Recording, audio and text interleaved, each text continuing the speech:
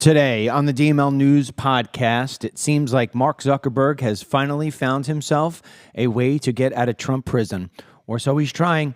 And so we're going to talk about that today exclusively for most of the show. And we're going to be 100% unfiltered. Dennis Michael Lynch gives you his word, and he will never let you down. He will always fight for America. The only one who really puts his money where his mouth is Dennis Michael Lynch. Hello, I'm Dennis Michael Lynch, and I thank you for joining me today. Across from me is my son Denny, and on controls is my son Ryan. And as always, we're here to give you the facts, the figures, and the opinions that make a difference. Because for too long, there have been a lot of people who have not been able to speak their mind. They have been censored. They have been scared into silence. Why? Why is that? Why are people afraid to speak their mind? Well, here it is. Social media has become basically the town square. It's become the major microphone for the entire world. It used to be that you would only be able to get your information from ABC, NBC, CBS, and all the major newspapers. In fact, if you look back the way it used to be for people who are my age and older, on any given Tuesday, you would wind up getting the information that happened on Monday. You would get that as a newspaper that you had delivered to your house, to your office, or you picked up as you were about to get on the bus or the train, and you'd read about yesterday's news. You only got the news that was put in that paper. And then later that night, maybe at the 6 o'clock news or the 10 o'clock or 11 o'clock evening news, you would get your national and your local news put together in a way that was designed so you would get to know what they wanted you to know. But as the internet started to come around, things changed. All of a sudden, you were enabled to get your news from various different channels. And then social media came. And then it popped.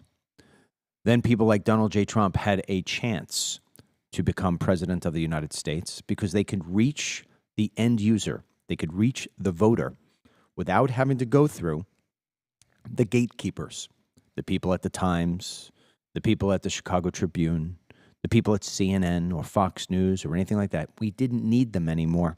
We could go direct. I am a prime example of that story. Briefly, I used to be a regular on Fox News. Was on every week on all the different programs from morning to night. I didn't get a whole lot of fanfare for that. I launched a Facebook page. All right, maybe what did I have, 250,000 people? Not even 200,000 people. Then I wound up going over to Newsmax. Same thing, small little increment building. But then I said, screw this. I'm going direct.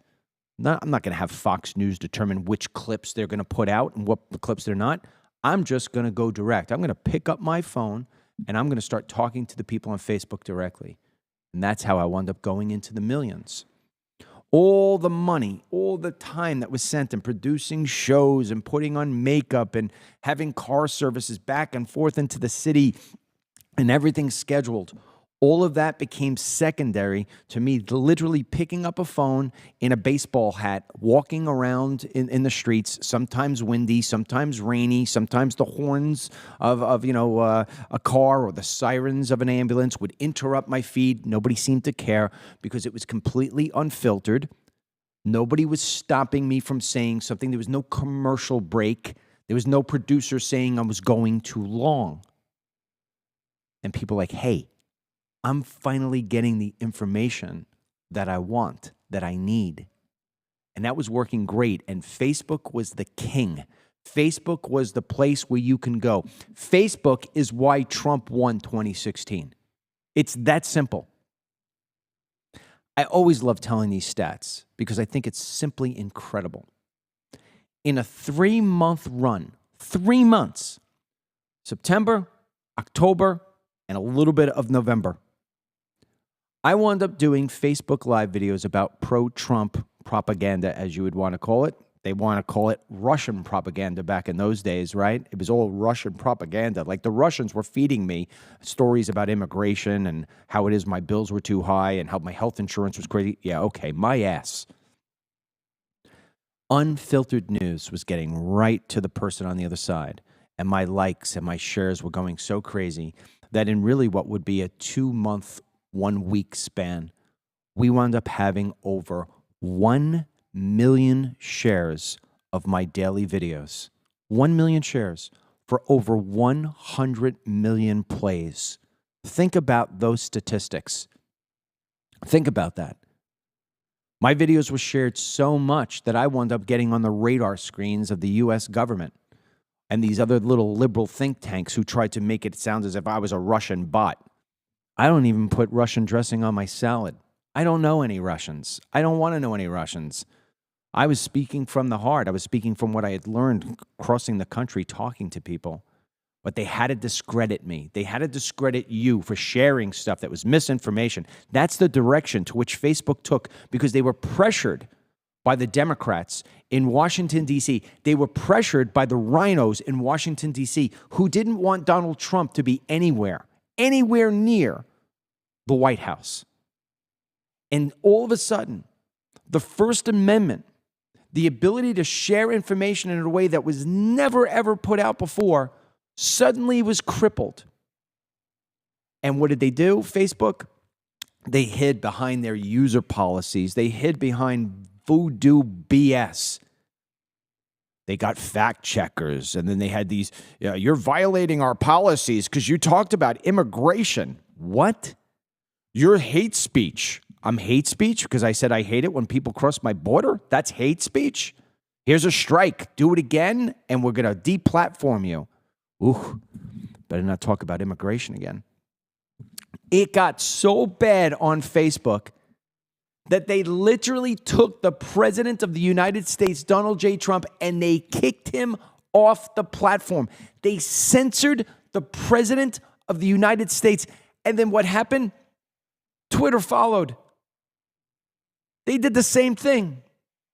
Then what happened? Places like Parler were removed from the Apple App Store and from the Google Play Store and from Amazon servers. Censorship, which is freaking China, was full embedded into the United States of America. COVID. A person like me gets on and says, I don't know if I should take the jab. This thing wasn't really investigated. It wasn't tested long enough. Boom. Censored. Kicked off. Doctors with medical degrees who have studied medicine for 20 years, who have some of the greatest reputations there are in medicine, have been posted in every single last journal you could imagine. We're saying, well, I think there's other ways to stop COVID other than, you're losing your degree, you're losing your license, you're losing this, you're losing that, you're losing you're not allowed to speak. What? YouTube. You can't have videos that say the 2020 election was stolen. You can't have 2020 election anything other than Biden won. If your video doesn't say Biden won, you're off. Facebook, Apple, Google, Twitter. It was rinse and repeat, rinse and repeat, rinse and repeat. The same social media companies who told us that you can speak freely and share whatever you want and express yourself and you could build your businesses. You want to build a business around our platform? Absolutely. Boost your post, advertise your business, expose yourself to more people, spend money with us. People like you, people like me, we built those platforms. Without us, those platforms are nothing. And they got so big and they had so much money and their value on the street was so much on Wall Street. Billions, trillions, so much cash they didn't know what to do with it. So what did? They started buying up other little tiny social media companies. And before you know it, Facebook has Instagram and then there's WhatsApp and there's all these other different. And every single time it comes to where there's a new social media outlet, you're like, hey, I could speak freely on this one until you can't. It got so bad in this country that TikTok, that's owned by the Chinese government, wound up becoming the place of preference because you couldn't speak freely on any of these other platforms. That is not America. I can't tell you how many times. Can't tell you the amount of times because it's countless. In fact, I can open up my app on Facebook right now and tell you that I have no less than 10 fact checks against my account. And when you go and look at these fact checks, every single thing that I posted is true. Absolutely true. I remember one time, I remember it like it was yesterday. In the state of New York, years ago, they changed it so this way an illegal alien can go get a driver's license in the state of New York. Then they took it a step further. They made it to where on all of those Department of Motor Vehicle applications, you literally had to mark a box to opt out to be registered to vote. So now put the two things together. Wait a second. We've got illegal aliens going to fill out an application to go to drive, and they have to opt out not to be in the voting block. They have to mark the little box that they're not a U.S. citizen. This is going to lead to voter fraud, I said. And I pointed to Los Angeles, where they had that same single thing happen through the state of California years earlier. And it was found out through an investigation that illegal aliens were actually voting. This was all facts. I posted that story, and I literally had my account taken down. I had to call a lawyer to get it reinstated because I was fact-checked. I was fact-checked by places that have lost all credibility, fact-checked by an organization that was nailed for plagiarism. ABC News, part of the fact-checking. ABC News, the network that set up a fake crime scene by taking crime scene tape and taping it to a tripod and to a light stand, thinking nobody was going to see it until somebody went by and took a picture and it went wild on social media. That ABC News and George Stephanopoulos, who lied about Donald J. Trump, who just paid a fine or a settlement to Donald J. Trump for millions of dollars. They were the fact checkers telling me that I'm lying and I'm wrong, and Facebook demonetizing my account and striking me down. So this way, out of the 1.5 million people that I should be able to reach that like my page, I'm reaching 500. Do you know how many times I've heard DML? I just thought you quit. I didn't know where you were. I didn't see you on my Facebook page anymore. Censored. Then a funny thing happened. Donald J. Trump won re-election. And he vowed that he was going to go after the Facebooks of the world. Facebook, who kicked him off for years for saying that he felt that the 2020 election was stolen from him. But now he's back in power. And Mark Zuckerberg is scared to no end that Facebook as a business is going to face regulation and they're going to go after him, and that they're going to go after him personally on many different levels. So what does he do? He goes and visits Trump and asks for a sit down with him.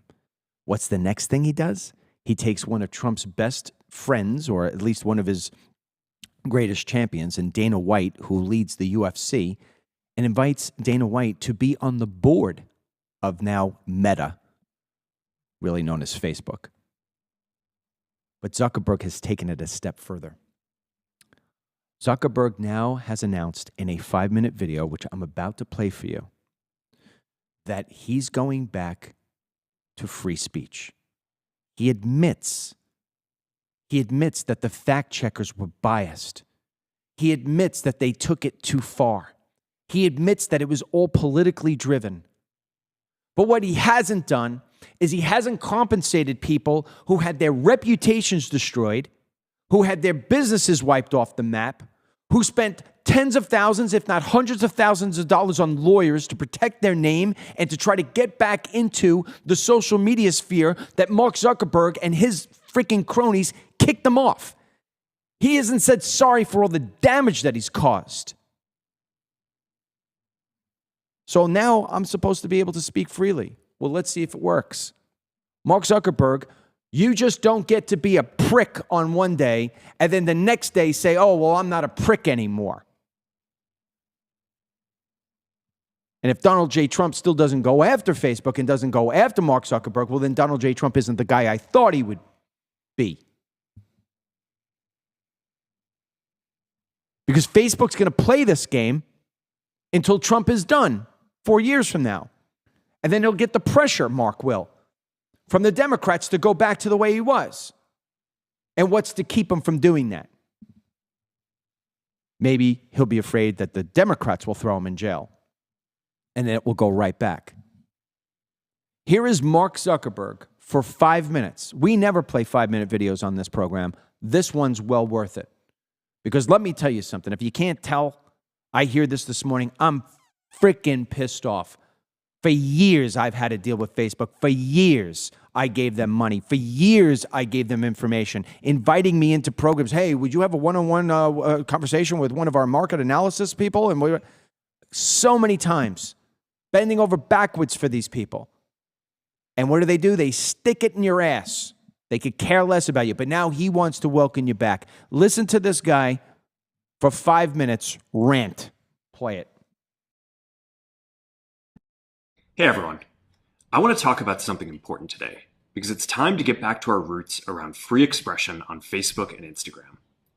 I started building social media to give people a voice. I gave a speech at Georgetown 5 years ago about the importance of protecting free expression, and I still believe this today. But a lot has happened over the last several years. There's been widespread debate about potential harms from online content. Governments and legacy media have pushed to censor more and more. A lot of this is clearly political, but there's also a lot of legitimately bad stuff out there. Drugs, terrorism, child exploitation. These are things that we take very seriously, and I want to make sure that we handle responsibly. So we built a lot of complex systems to moderate content. But the problem with complex systems is they make mistakes. Even if they accidentally censor just 1% of posts, that's millions of people. And we've reached a point where it's just too many mistakes and too much censorship. The recent elections also feel like a cultural tipping point towards once again prioritizing speech. So we're going to get back to our roots and focus on reducing mistakes, simplifying our policies, and restoring free expression on our platforms. More specifically, here's what we're going to do. First, we're going to get rid of fact checkers and replace them with community notes similar to X, starting in the US. After Trump first got elected in 2016, the legacy media wrote nonstop about how misinformation was a threat to democracy. We tried in good faith to address those concerns without becoming the arbiters of truth. But the fact checkers have just been too politically biased and have destroyed more trust than they've created, especially in the US. So over the next couple of months, we're going to phase in a more comprehensive community notes system. Second, we're going to simplify our content policies and get rid of a bunch of restrictions on topics like immigration and gender that are just out of touch with mainstream discourse. What started as a movement to be more inclusive has increasingly been used to shut down opinions and shut out people with different ideas, and it's gone too far. So I want to make sure that people can share their beliefs and experiences on our platforms. Third, we're changing how we enforce our policies to reduce the mistakes that account for the vast majority of censorship on our platforms. We used to have filters that scanned for any policy violation. Now, we're going to focus those filters on tackling illegal and high-severity violations. And for lower severity violations, we're going to rely on someone reporting an issue before we take action. The problem is that the filters make mistakes, and they take down a lot of content that they shouldn't. So by dialing them back, we're going to dramatically reduce the amount of censorship on our platforms. We're also going to tune our content filters to require much higher confidence before taking down content. The reality is that this is a trade-off. It means we're going to catch less bad stuff, but we'll also reduce the number of innocent people's posts and accounts that we accidentally take down. Fourth, we're bringing back civic content. For a while, the community asked to see less politics because it was making people stressed. So we stopped recommending these posts. But it feels like we're in a new era now, and we're starting to get feedback that people want to see this content again. So we're going to start phasing this back into Facebook, Instagram, and Threads, while working to keep the communities friendly and positive. Fifth, we're going to move our trust and safety and content moderation teams out of California, and our US-based content review is going to be based in Texas. As we work to promote free expression, I think that it will help us build trust to do this work in places where there is less concern about the bias of our teams. Finally, we're going to work with President Trump to push back on governments around the world that are going after American companies and pushing to censor more. The US has the strongest constitutional protections for free expression in the world. Europe has an ever-increasing number of laws institutionalizing censorship and making it difficult to build anything innovative there. Latin American countries have secret courts that can order companies to quietly take things down. China has censored our apps from even working in the country. The only way that we can push back on this global trend is with the support of the US government. And that's why it's been so difficult over the past 4 years when even the US government has pushed for censorship. By going after us and other American companies, it has emboldened other governments to go even further. But now we have the opportunity to restore free expression, and I am excited to take it. It'll take time to get this right, and these are complex systems. They're never going to be perfect. There's also a lot of illegal stuff that we still need to work very hard to remove. But the bottom line is that after years of having our content moderation work focus primarily on removing content, it is time to focus on reducing mistakes, simplifying our systems, and getting back to our roots about giving people voice. I'm looking forward to this next chapter. Stay good out there, and more to come soon.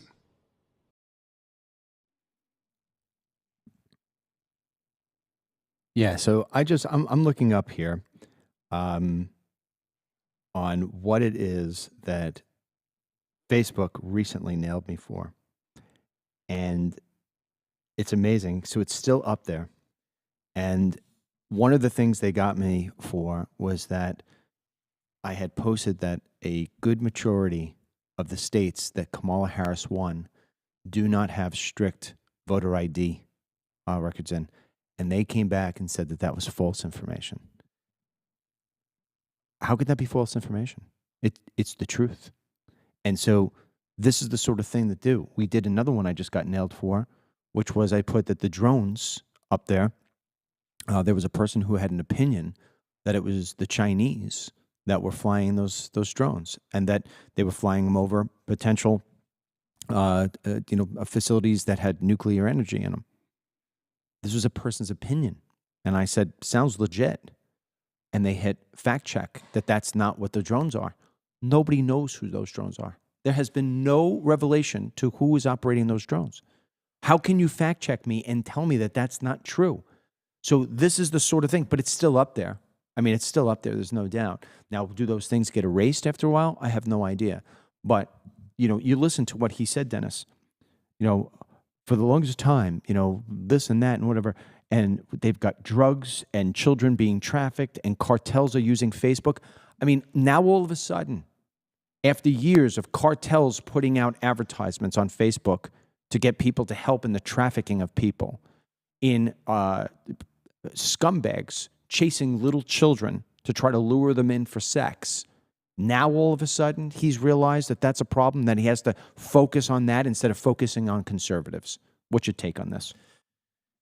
He kind of reminds me of like an iPhone. iPhones every few years get their updates and their upgrades. I don't know what this new Zuckerberg is, where he's got his little fancy perm and he's wearing the baggy black shirt, gold chain. He still always just sounds and appears very robotic without any emotion. Mm-hmm. Like even just that 5-minute announcement, you got to wonder, like, is there really a person in there? I have no doubt. I was talking to Ryan about this before the show. I have no doubt that maybe what he is saying comes with a legitimacy, not because he's had a change of heart, but kind of like how you painted it. There's clearly a change, a new era coming. And I don't think he wants to be left in the dust with some of these more radical Democrats. So if he is going to start lifting the veil and allowing free speech, I think we really need to see super clear evidence of that. And we actually need to see some of the cleanup of some of the pedophilia that runs on Facebook, because there's been investigative reports between Facebook and Instagram, which are all under Meta. It's quite rampant. So if he's really actually trying to make an effort here to, compete, essentially compete with X, he's changing fact checked to community notes, which I think is valuable because, fact check is always supposed to be a cemented, certified opinion. Like this is the way it is. And the examples you just brought up clearly show that that doesn't work. Whereas community notes is supposed to apply context as well as additional information or just to debunk something that is actually false information. I think even when we had the hurricanes, someone tried sharing one of our videos, and a Canadian Facebook group had tried labeling it as a fact check, saying like this was inauthentic, and clearly, we lived it. So the whole fact checking system, I think, needs to go and just be completely canned because no one's looking at it as anything valuable. It's just an unnecessary tag. I also feel that Dana White joining Meta is definitely a very big move because I have always viewed Dana White as one of Trump's biggest allies. He had Dana introduce him at the RNC. He's prominently traveling with Trump's entourage or posse sometimes. So he clearly has a very big, great respect for Dana White. And I think now that he's going to be on the board and have some kind of influence in decision making, could be at least beneficial for Trump since they've always had him and Zuckerberg a rocky relationship after Facebook helped him in 2016 and then kind of went a 180 to help Biden in censoring Americans and Trump and kicking him off the platform. I think Zuckerberg putting Dana White on the board is his sly little way of saying this is real. We're not just saying this for sake of trying to get myself out of trouble or trying to save our company. It is real. Dana White, the one thing I love about Dana White is that Dana White takes no bullshit from anybody. No. Man. He wouldn't even take bullshit for Trump. If Trump started giving him bullshit, I think that's why Trump respects him. Of course, because Dana White is his own man.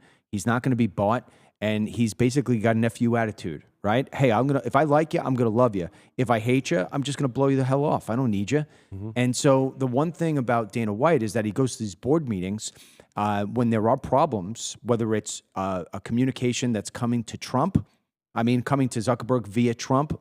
I shouldn't say that. Whether it's Trump wanting to send a message to Zuckerberg and Facebook, he will do it now via Dana White. Dana White's going to deliver it. And if he sees something that he thinks smells, Dana White's going to say it. So I think that when all things add up, I think this is real. I truly believe that Zuckerberg's going to run this. But I'm reading some of the comments here on X, and they're amazing because they've got a lot of really good questions.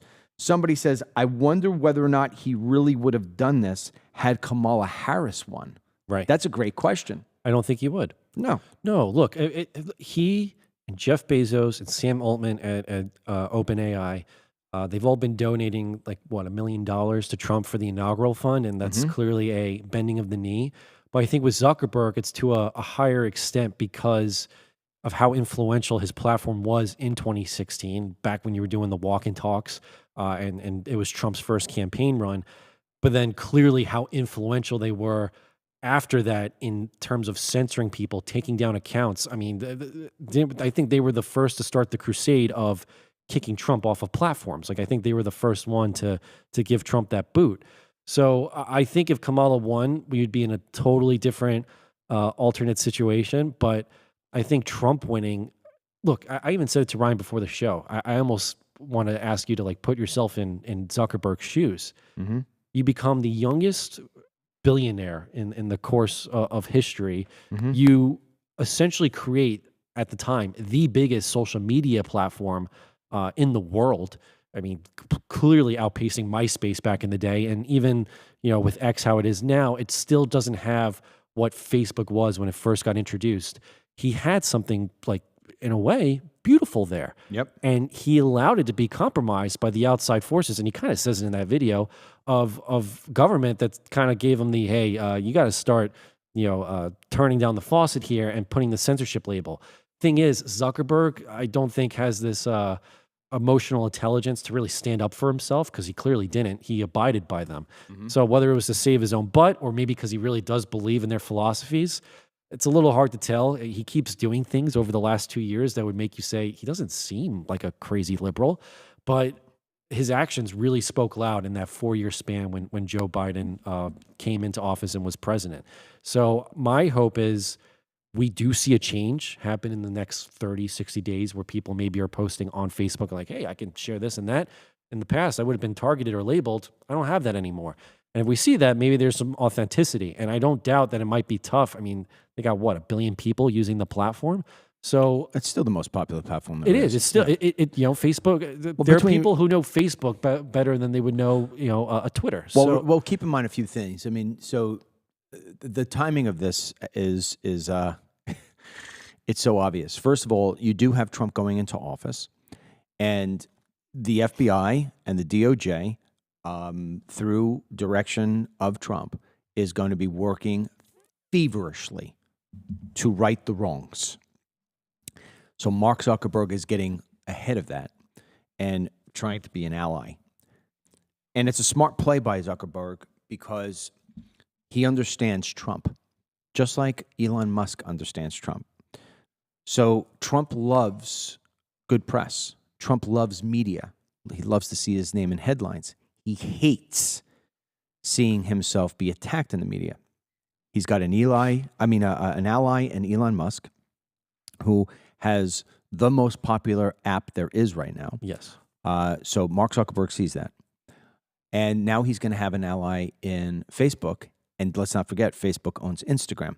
So think about what has just happened in a matter of months.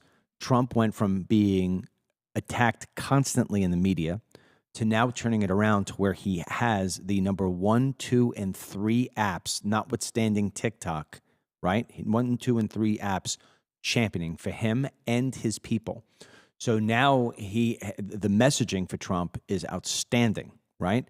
Facebook is going to comply with what it is that he wants, not only because Mark is afraid of what happens with the DOJ and the FBI cracking down on his ass, but he also, from a business perspective, sees that Elon Musk is gaining steam. Mm-hmm. But that being said, Elon Musk has really screwed up in the last 2-3 weeks, where people are like, screw this place, it's not what it was, censorship, free speech really isn't here, it's all BS. Mark Zuckerberg sees this and says, time's perfect. I can start bringing people back over.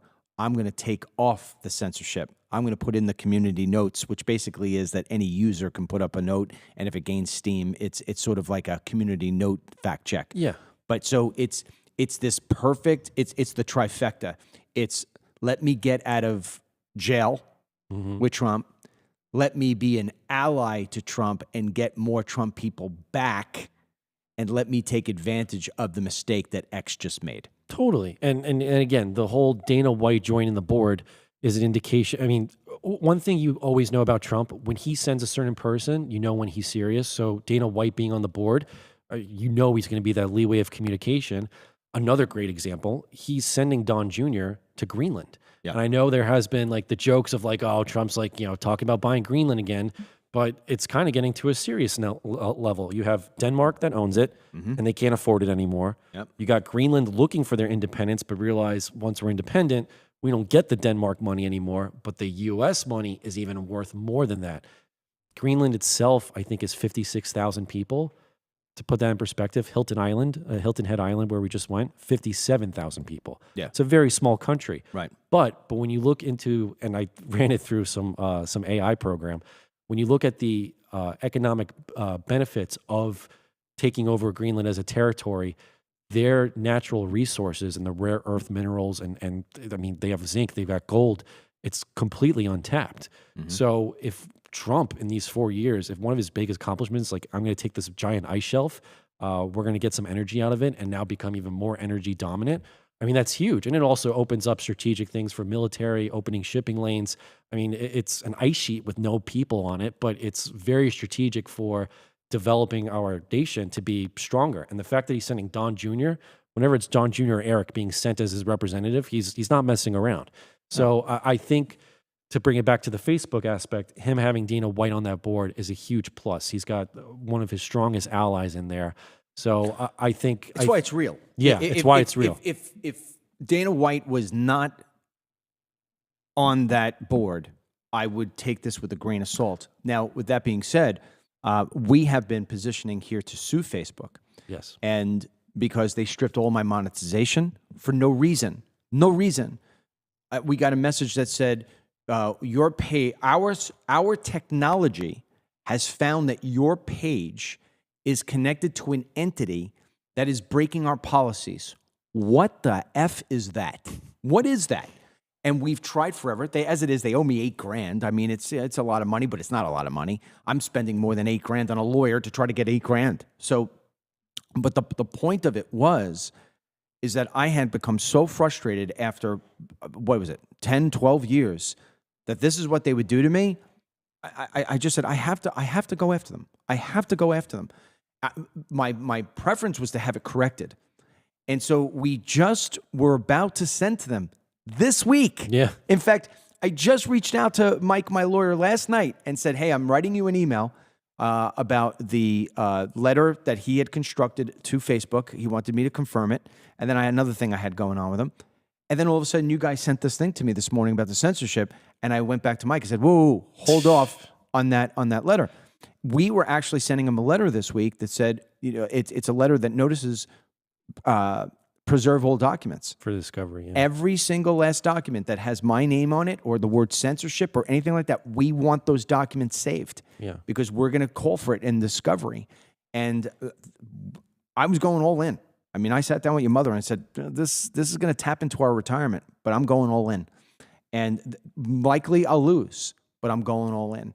And so now it becomes a different story. Now it goes more amicably. Now we go back to them and say, in light of your current change, we don't want to go to war with you. We want things rectified. Yes. Okay? Still preserve those documents, but because we may want to have our own little section of the Twitter files.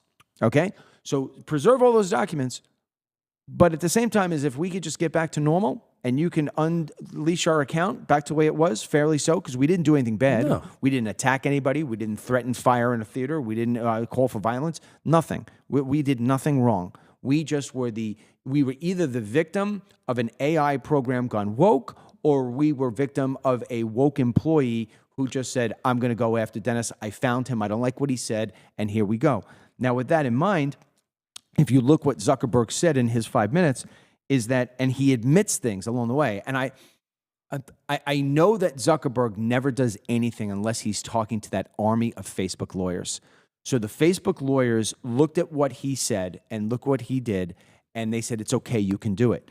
He literally is admitting that they have been biased, they have been censoring, and that they have been, out of control, making mistakes. It's a come clean moment. Yeah. Yes, but the lawyers said you can do it. And I imagine one of the reasons why he can do that is because it is almost impossible to sue Facebook because their user agreement is so egregious and so wide-ranging that they basically could do anything they want to you. They can make the mistake of selling your stuff the wrong place, whatever it may be, and they're not going to be held. They're not going to be held harmful. You're agreeing to that user agreement. So somebody would have to, and that was one of the things we were facing. Michael and I were facing. My lawyer Michael was, how are we going to circumvent that user agreement? Do we say you have made it so difficult to understand that I did not understand the complexities of which you were putting forward? Do we say that you made it in such a way to where you're almost asking me not to read it and just to click OK? So, how do we humanize this unbelievably legal, baffling document? How do we do that? And so that was part of what we were up against. But he basically said they want to start reducing mistakes, which is his admission that they have had mistakes. He said that they've been censoring and that there has been censoring going on, unfair censoring. He says that there was censoring against political content.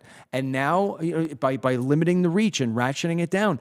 Well, that to me is fraud because, and I love this video, okay? That to me is fraud because if you are admitting, and I don't know how the lawyers missed this, if you were admitting that you took content from me and lowered its reach and did not recommend it, didn't tell me that you were doing that to me, and yet you still enticed me to boost posts and to advertise on your channel without telling me to let you know, hey, Dennis, you can boost this post, but understand that when you give us your money to boost that post, We're still going to restrict what it is because it's political. Yeah. So there's so many different things in this thing. Fact checkers, right?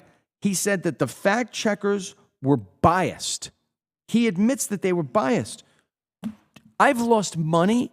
I've lost credibility.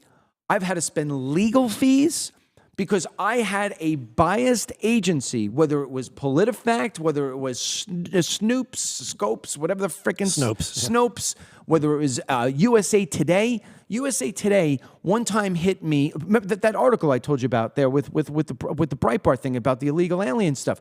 We went back to them. I wound up getting a 14-page letter from USA Today threatening that they were going to sue me and basically destroy my life if I even fought it back. So he's admitting all this stuff. So, and then on top of that, look what he said, right? My ballywick, immigration. We were too hard on people about immigration and gender. I mean, who is this guy?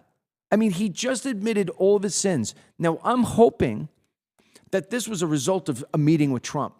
I'm hoping that when he sat down with Trump, Trump said, hey, Mark, we could be in good graces. Here's what you got to do. Stop censoring conservatives. Stop putting out fact checkers on people like a freaking mad dog. Stop biting people for no reason. Stop doing it. Stop making it out to be like MAGA is some poisonous people. Here's the other thing. I mean, I'm talking about from the standpoint of being pissed because I lost money, time, and energy, and I feel like somebody silenced me. How about the people who are on the other side of me speaking right now that are listening to this? Or anybody, not even our own program, who lost a loved one during COVID because they were fed lies and bullshit on Facebook, driven by the almighty liberal bastards that are in D.C., that he bought into and tried to spend hundreds of millions of dollars to get them into power. How many people lost their loved ones because fake news bullshit was allowed to be put on Facebook? I mean, my God, who does this fucking guy think he is? I mean, I'm losing my shit now thinking about it, about how many people died alone in a nursing home or died alone in a hospital because their family wasn't able to go get them because Facebook and YouTube were part of the whole, and Twitter were part of the promotion of the fake jab and the fake wear your mask and the fake 6 feet stay away from people. I mean, come on. And now all of a sudden this guy gets a pass? I agree. I look, what he had done for those years, like how you even just mentioned with COVID, it's irreversible and just awful what some people had to go through without being able to share their stories. I mean, even just talking about it, looking through some of the comments, people saying their own accounts being flagged or zero reach. I mean, talk about two very big social media signs we've gotten in the last few weeks here. You know, one being the Facebook with about to send the lawsuit. Now we're going to hold off just to see what plays out.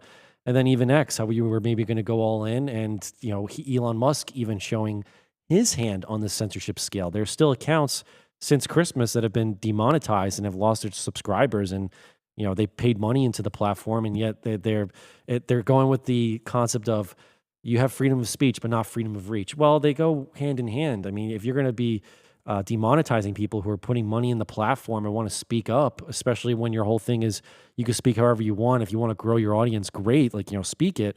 It's counterintuitive to what his original message was. So whatever Zuckerberg's next coming steps are, it's not going to make up for any of the years of the damage he's done. I mean, how can you when you've lost a loved one, when you want to talk about how the jab was the cause of it, and then they're, you know, shutting you off? Yeah. The only way that he can even get a semblance of atonement is that if he is making this shift, you know, he even said in his video, "Oh, this is what the people want now." No, this is what we just want.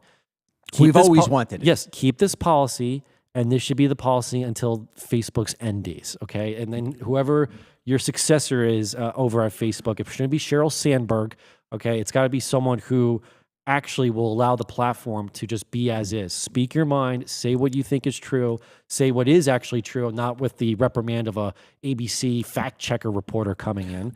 There's another part of this, Dennis, that I've always talked about. Facebook, as CEO, he has what's called a fiduciary responsibility to the shareholders of Facebook. which means that as CEO, his responsibility is to maximize the ultimate value of that platform. He did not do that. He did not do that by censoring and by limiting voices. He turned away ad revenue. You know how many times I tried to give Facebook money and they wouldn't even answer me back? Do you know how many times that I would have done advertisements into the $250,000, $500,000 a year to try to really build us up to where we had 10 million people following our page instead of 1.5 million? Since 2016, this is one of the things my lawyer put out to Mark Zuckerberg. Since 2016, my like count, my follow count on Facebook has not gone up by 1. I have stayed at 1.3 point something million since 2016. It's 5 steps forward, 5 steps back. If I wind up getting 10 new likes, they take away the 10 likes with 10 other people. It has been, how do you do that? How do you have a guy of my nature who has done Facebook Lives? I've posted 20, 30 times a day, all that. How do you make it so this way I don't grow at all? That's fraud right there. That's censorship. That's fraud. It's misleading. You're asking me to advertise. You'll take my money, and yet you're going to crush me down. That's how it's worked with him. And it's so freaking wrong. So he had a fiduciary responsibility, and he broke that, and nobody's gone after him for it. This guy, as far as I'm concerned, is trying to get himself that free get-out-of-jail card. I wrote this on Facebook 2 hours ago, and I want to give you some of the comments that people have said. I wrote, Facebook is announcing the end of its liberally driven fact-checking fiasco that unfairly marked accounts like mine for posting truths.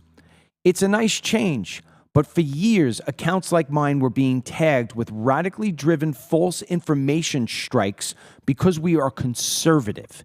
The amount of times my account was falsely hit by the likes of far-left fact-checkers who have zero credibility is countless. My reputation scarred, my pocket picked, and my time wasted. If it's truly going to be a free speech platform again, why not start by unchaining the reach of accounts like mine that helped build this platform? Otherwise, it's still a haven for anti-conservatism. And so I think that's an important part we all have to realize. And Musk just said this himself the other day because he's going down a wrong channel as far as I'm concerned too. We're not going to take away your freedom of speech. We're just going to take away your freedom of reach. And that originally comes from Jonathan Greenblatt, who's the head of the ADL and worked very closely with Barack Obama. There you go. So that's where that expression originally comes from. So we could tell people about how the COVID jab is dangerous. We could tell them about how the 2020 election may have been stolen. We can talk about whatever it is, or UFOs and what it is that maybe these drones are carrying, but nobody's going to hear you. So, don't put a Band-Aid on cancer, because the real cancer isn't the freedom of speech, it's the freedom of reach. Yes. You could let me scream all I want, but if you put me in a box, I mean, we just did a tour, you and I and Ryan and Ashley, we did a tour of the local prison here. And there was one room that we went in where people are set to solitary confinement. And the woman, I remember there being a woman's voice, because she heard us, doing the tour, screaming, help me, I'm being unfairly held, help me. Nobody told her to shut up. You have the freedom of saying whatever you want, but nobody's going to hear you. You're in a box. That's the equivalent. So Mark Zuckerberg, let's not fall for his BS. Let's remember that it's one thing to tell us that we can scream whatever we want, but if you're going to put us in a solitary confinement, what's the point? It's not only the fact checker garbage.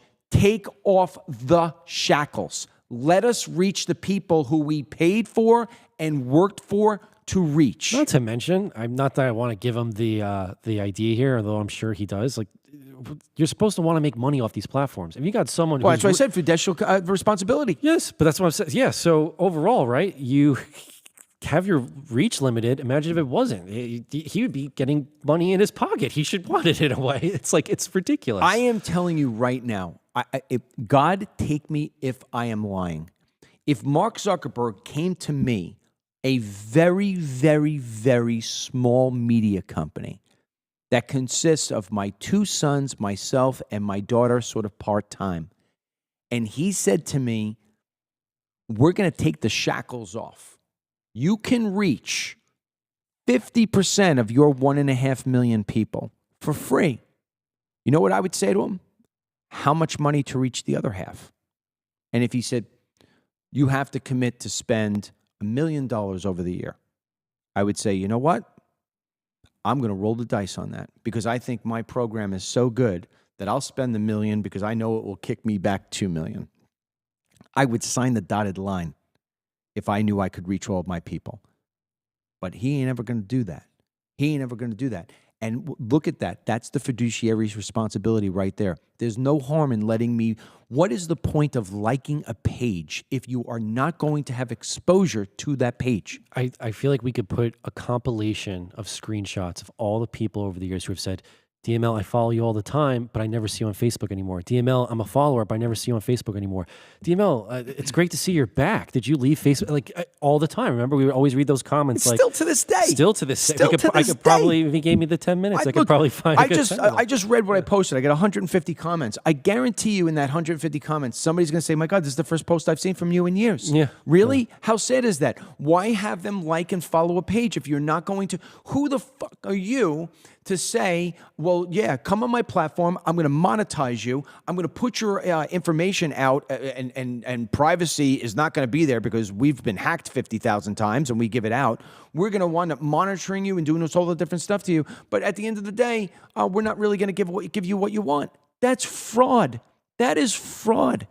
If you mislead people into thinking they're getting something and then you take it away from them for other reasons, and those reasons are yourself, that is fraud. So on Rumble here from R. Graxic, I never see your posts, DML. Never, ever see my posts, and I post all the time. So this one woman, Gina, writes, I don't have any faith in his ability to create anything more than a free speech fiasco. So sadly enough, I am not expecting positive change. If it happens, I would love to be the first one to say I was wrong. Another person, Susan, says, I will believe this when I see this. As of right now, all patriots still go against community rules and are punished in one way or another. She's damn right, man. Rebecca, reinstate the conservative pages that were taken down by Zuckerberg. Both of my Trump media pages were shut down after 8 years of work. So there you go. Think of that. This woman, and who knows, maybe she's as far right as they come. But as long as she's not saying Ku Klux Klan and, hang them and do all this stuff, if she's just, hey, I am everything that you would imagine a conservative would be, and then some, maybe she wears freaking MAGA socks and MAGA pajamas. But talk about the hypocrisy. I'm using X as the example since I'm always on it. You just talked about, right, like Ku Klux Klan. Like, first of all, I never see that regardless. But you know what I do see? And it's like, it's so selective. I see white people getting beat up all the damn time, especially with the H-1B visa thing. There are some of Elon Musk's own programmers who literally are commenting to people like, your race won't exist in a few hundred years. Like saying things that wow, okay, you could just, go bash the white race all you want, but they never get this. You think they got a fact check or a tag? No. Wait a second. How about all the African Americans who are out there who will use the N-word, whether it be in a song or just a communication back and forth to each other? No problems there. If I were to write that or say that in a video, they would absolutely flag me. I'd be kicked off for hate speech. Wait a second. How can you have two sets of rules? And that's what they do. And this is why people say, I'll believe it when I see it. Yes. The only person in this whole thing that we talked about today that lends any credibility to what we've talked about today is that guy right there, Dana White. Well, you know what? And it's all on his shoulders. It is. So you know what? I guess like my question to you would be like, maybe let's just say they have 30 days here to really like hone in to show evidence. What do you think would be the first three things they really need to super tackle to prove they're actually following this path? I'll give you the answer differently. In order for me to break the lock off my wallet and start spending on Facebook again, and for me to tell my lawyer, go away, three things. I'll give you the three things. Number one, come in and make a statement that says we're removing every blemish that was ever put on your account, almost like, giving a pardon. Any blemish that was ever on your account, we are taking it off and we are resetting all of the different notes we have on you, so our AI system doesn't look at you and go back and say, oh, this person's posted 15 bad things over the course of time. Give everybody a clean slate. To this woman's point, reinstate every page that you took down. Yes. And then third, prove through numbers that the reach that you are getting is back to, and maybe it can't be 100% because then your timeline would be filled. But let's remember something. Even if it was filled, you have the right as a user to say, I no longer want to follow these people anymore. There's a guy, I don't remember his name. It's not even worth saying. African-American guy, I think from South Africa or something, that was a White House correspondent. He's on X all the time. Simon Atiba. Yeah. I'm so sick of reading his shit. I blocked him. I said, you know what? I followed him. I blocked him. Then there's the other guy on X, Ian from Malaysia. The scammer from Malaysia. Yeah, I got rid of him. Yeah. So I have the ability to unfollow people. So if all of a sudden, if Mark Zuckerberg was to say, everybody you say you want to follow, we're going to put in your timeline. If people don't want to see me anymore, get rid of me. I get it. But here's the thing. I log onto Facebook today. You know what I see? I see Robert De Niro posts. I see Alec Baldwin stuff. I see things that I don't want to see. I mean, why am I seeing that? Why aren't I seeing things that I've liked and who I've followed? So if those three things there, my God, I would feel like the world was good again. I feel like the world was good again. And honestly, I would leave X because of the two platforms from a pure technology standpoint, X does not offer the same tools that Facebook does at all. Yeah, I gotta be honest. I think the H-1B visa debate kind of showed the hand a little bit in the sense of the efficiency of who's working at X. Because before that whole debate, there was always these technical glitches, and we always chalked it up like, okay, they're just reworking algorithms and interfaces, and they're just, it's a constant work in motion. And truthfully, I mean, that's the case for a lot of these social media platforms. I think they're the kind of industry that evolves almost on a day-to-day basis. But then when you kind of look at his staff and who's running the whole place, you kind of realize maybe why they are a little more technologically inept compared to Facebook, who has, been around since 2010 and at least has a way more technological capable staff. The question becomes now, can they just be ideologically unbiased? Well, it's funny, because here's something I did, and then we got to end the show. We've been on for an hour. But I just opened up my Facebook app to see what it is they put in my feed. The first thing I wound up getting was a picture of Bill Gates at Dick Burgers in Seattle.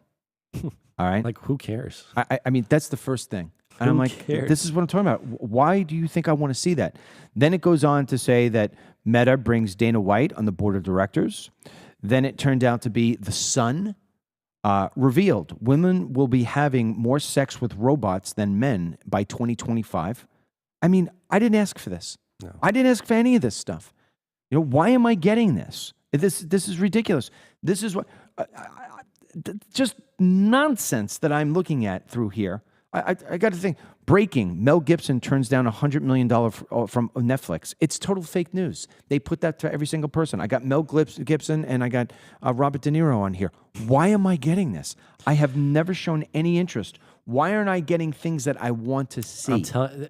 When Facebook and then Instagram, because I was young enough to have it when it was first coming out, there was a total purity to it because it wasn't based off these corrupted algorithms. In fact, Instagram, maybe Ryan even remembers, but Instagram used to be chronological, meaning if you posted and then Mom posted and then Ryan posted and I follow you guys, I see your post, then Mom's post, then Ryan's post. But now with the introduction of, companies doing their advertising, sponsorships, content that I never even agreed on, but because I watched a 10-second video that was shared to me, now it's filling my screen.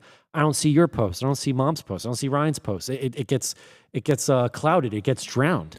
The days of chronological posting compared to the algorithmic, we're going to dictate what you can see, is ridiculous. If I follow someone, I want to see their stuff on my timeline. I don't want to have to go, actively searching for it because you're deciding it's not worth my time to read, even though I said it is.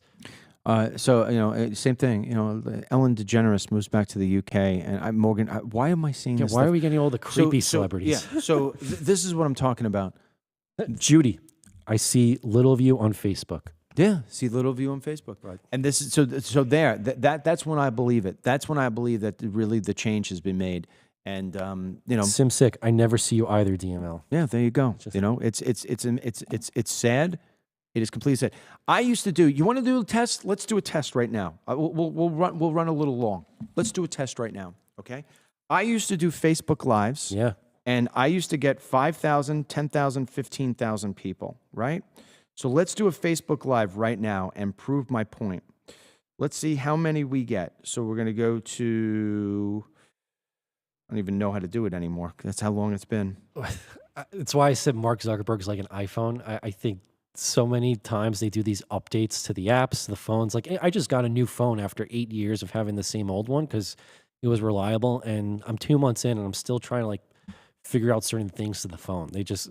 I think it's a total point of if it's not, broken, what's the fix? So Yeah. hopefully you're able to find it. So let's take this, right? So I just put back, I just put in a thing that says, Facebook says free speech is back. Do you believe it, right? Mm-hmm. So share to story on, I don't know what this, what else here? Share to groups.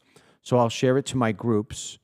All right. So I got the DML group, which has 47,000 people in it, and the DML supporters who used to have thousands, but then if they cut off my monetization, it's 600. Okay. So that's going there to save. So this should be going out to right now 1.4 million people. In theory, yes. In theory, that's what this should be going out to, okay? So we have that. Let's go live, and I will show to the screen how much it is once we get there. See, it's been a while since you've done Facebook. Oh, yeah, Live. I used to do all the time. Hey, DML coming to you here. Make sure you hit the share button. Make sure if you don't share, you don't care. That's what I used to say all the time, right? Hey, we're doing a Facebook check right here to see whether or not free speech really is back. Let's see if free speech is back. Hit the share button because Mark Zuckerberg says that now we could do free speech. It's all back. He admitted to the fact that the drug cartels and children were being trafficked and drugs were being sold on Facebook. Didn't do anything about that, but censoring people like you and me, that was the number one thing. He admitted also that the fact checkers were absolutely biased and that the technology was really doing nothing about it. So we wanted to see whether or not it was true or not, because I used to do Facebook Live videos and get 5, 10, 15, 20,000 people on. And now these days I get 100 if I'm lucky. So let's see. We've been on for what, 2 minutes? Mm-hmm. All right. I'll give you a guess. How many people do you think I have on Facebook right now? 200? 200 people? How about 62? Oh my God. 62 people. Out of a 1.4. Now, what I used to do, if people remember, is I used to go on and I used to say, all right, you know what? We're going to wait for it. If we will wait for it to get to 1,000 before I would start talking about the topic. I would be waiting here for a year. I'm now hitting 80. So do you believe, let's see here. Anybody believe? Put your information. Terry Ann says I'm at 300. So maybe it's gone faster for her. Anybody believe that he's going to wind up doing what he said he's going to do? Do you believe in Facebook that they're going to really give people free speech? Do you believe this, or do you think he's just doing it to try to get himself out of a jail card? I'm reading your comments. Anybody? Come on. I see 112. I see 117, 121. Out of 1.4 million. Yeah, out of 1.4 million people, we have 131. That is, so you ask me, do I believe Mark Zuckerberg's really going to do this? The answer is no. He's going to keep his same thing. This is all about him not getting in trouble with Donald J. Trump and trying to take some of the momentum that X had and steal it because Elon Musk.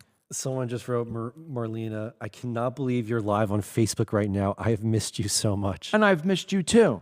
But it's not like I went away. It's not like I said, oh, I don't want to do anything anymore. I've been here every single day. But Facebook will not allow conservatives to have any sort of voice at all whatsoever, ever. And so I don't believe them. Because it's technology. All they had to do is just you take out some code. Yeah. You take out some code. Look, if I want to change my website from the color red to the color blue, I don't say it's going to take weeks for us to do. I just go in and I change the code, and the code is based on color code. All right, I give the code for blue instead of red, and that's it. So he's full of it. He's full of shit. They went on Fox News this morning to say this is all happening. 5 minutes we're into this now. I have 140 people, so it's all full of shit. That's really what it is. Hey, you know what? Seeing that I got you here, we were just doing a test. Go to DennisMichaelLynch.com and sign up for our newsletter, and you'll wind up being able to know when we are and when we are not around, and maybe you could start catching our program again. But we appreciate you being with me today on Facebook. Nice to see you. Go to DennisMichaelLynch.com, sign up for the newsletter. We'll be talking about this fake news from Mark Zuckerberg that all of a sudden censorship is back. Because you know what? I want to tell Dana White, hey, Dana, here you go. Here's my screenshot. Here, you know what I'm going to do? I'm going to take a screenshot right now. Take the screenshot. I have 151 people. How does an account with 1.5 million people hit 150? My ass. Yeah, Kathy Holmes says no notification. She's probably listening to our real show and then came over here. How many people of that people there did are that? some comments that are saying that they came over here because of basically we announced it on our live show that we were live on Rumble, live on X, live on Team DML. Yeah, look, Pamela says 153 people. My ass. You know what? I'm still suing this MF. All right, we'll talk to you later. All right, let's end the program, Dennis. So that's it. You know, it's bullshit. It's always bullshit. They're all full of shit. That's it. We got to go. We got another podcast to do. Life After 50. Somebody's coming in the next 15 minutes. So. Well, the good news is you can always find us here through DennisMichaelLynch.com and joining Team DML. Yeah, I mean, look, we've talked about it. The newsletter thing is going to be our big initiative. You could get the newsletter for DennisMichaelLynch.com. We're doing all the technology right now. It's taking a little longer than we'd like, but that's always the case. Hopefully, by the inauguration, that was our plan. That we would wind up having full-time our new newsletter through our the new platform we're doing it through. And that's that. So go to DennisMichaelLynch.com, put your name down there. In fact, if you really want to make sure you have the full experience, give us the information like your full name, where you live, and your cell phone number. I'm the only person who gets that, but our next iteration is that we're going to be doing text messaging. So we won't sell your information and give it away to anybody. In fact, my sons don't even have access. I'm the only one who has access to it. So that's what we'll do. And that's that. The other thing, too, obviously, if you want to become a member of Team DML, if you're not already, you make sure that you see every show. That's how it works. Nobody can stop you from seeing the show when you're on Team DML. As far as my usual ending, may God bless you, your family, the freedom of speech, and Dana White. Today's Team DML blessing goes out to Lavita Bartlett. Run with it, Lavita. Talk to you soon. Dennis Michael Lynch podcast every day by subscribing on Apple Podcasts or Spotify, and download the DML News app from the Google Play Store or the Apple App Store for breaking news, merchandise, films, exclusive content, and Team DML. Get the Dennis Michael Lynch podcast every day by subscribing on Apple Podcasts or Spotify, and download the DML News app from the Google Play Store or the Apple App Store for breaking news, merchandise, films, exclusive content, and Team DML. Get the Dennis Michael Lynch podcast every day by subscribing on Apple Podcasts or Spotify, and download the DML News app from the Google Play Store or the Apple App Store for breaking news, merchandise, films, exclusive content, and Team DML. Get the Dennis Michael Lynch podcast every day by subscribing on Apple Podcasts or Spotify, and download the DML News app from the Google Play Store or the Apple App Store for breaking news, merchandise, films, exclusive content, and Team DML. Get the Dennis Michael Lynch podcast every day by subscribing on Apple Podcasts or Spotify, and download the DML News app from the Google Play Store or the Apple App Store for breaking news, merchandise,